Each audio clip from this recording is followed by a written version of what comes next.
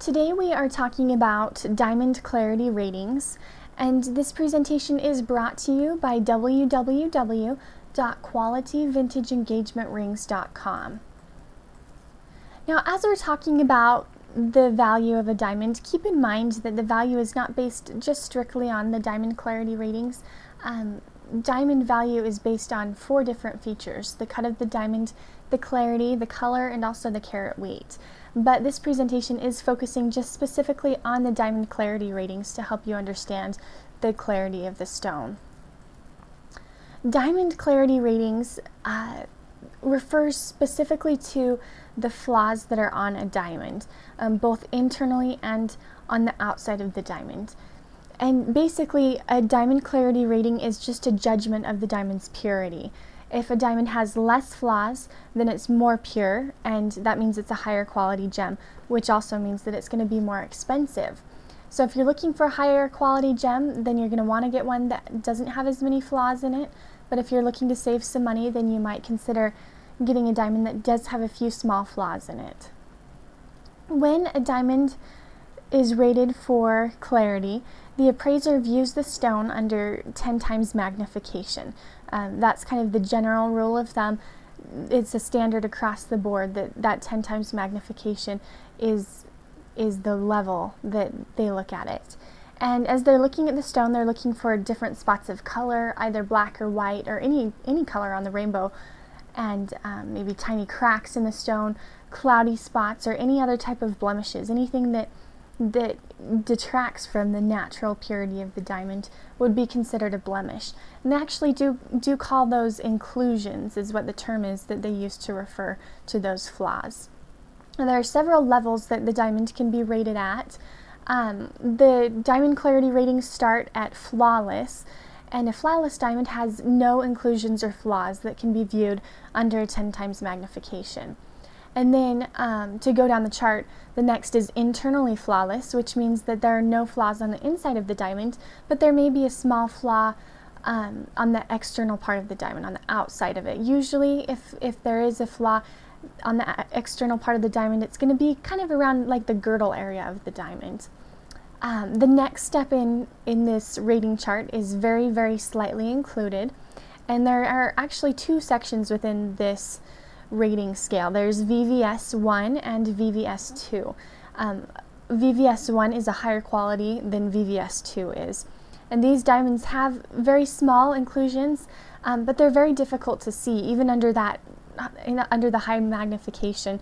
Kind of the rule of thumb for it is that these blemishes cannot be any bigger than the size of a pin.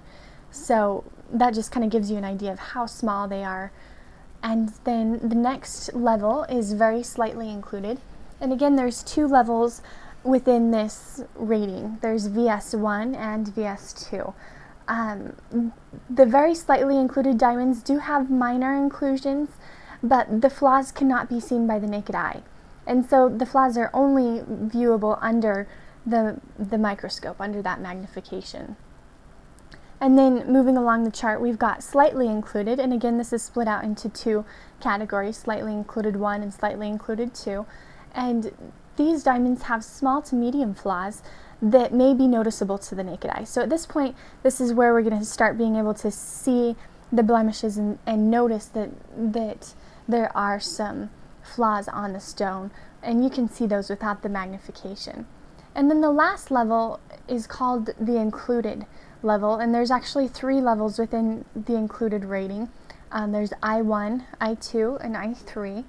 And the included stones have visible flaws, and if you start to get down to the I3, the lower level of this rating, some of those flaws may threaten the durability of the stone. There may be a crack or some type of a chip in the stone that could threaten the stone itself. Possibly, the crack could go deeper and the stone could break or something like that.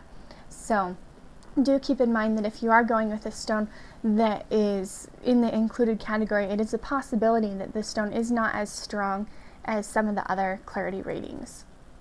Now, with these diamond inclusions, a few things to keep in mind. These flaws in the diamond do not affect the brilliance of the stone.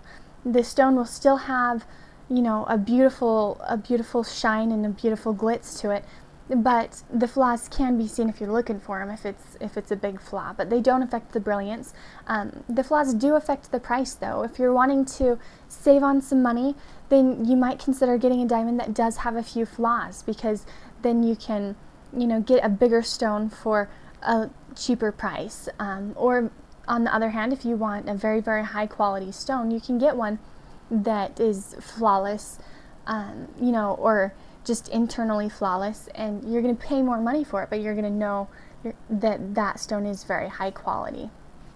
One thing to think about also is if you do decide that you want to save a little bit on your budget, you may buy a diamond that has flaws, but notice where the flaws are on the stone, because you might possibly be able to hide those with the setting that you're putting it in. It all depends on what setting you're using and where the flaws are on the stone, but it is definitely a possibility, because then you won't be able to see the inclusions that are included in that gem. So that's just a brief overview of diamond clarity ratings. Hopefully that helped you understand a little bit about how the diamonds are scored in relation to clarity. There are, like I said, other you know, factors that affect the value of the stone, but you can find information about that if you're interested in learning about like the cut or the color or the carat weight. Just check out our website. We've got tons of information there to help you with your diamond purchase. So, and again, that website is www.qualityvintageengagementrings.com.